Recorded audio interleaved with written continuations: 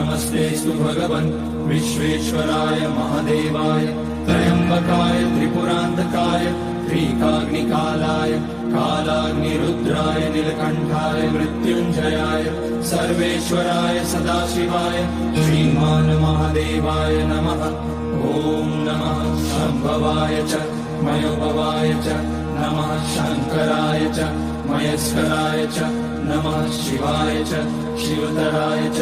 ॐ त्र्यम्बकं यजामहे सुगन्धिं पुष्टिवर्धनम् उर्वारुकमिव बन्धनान् मृत्योर्मुक्ष्यमामृतात्।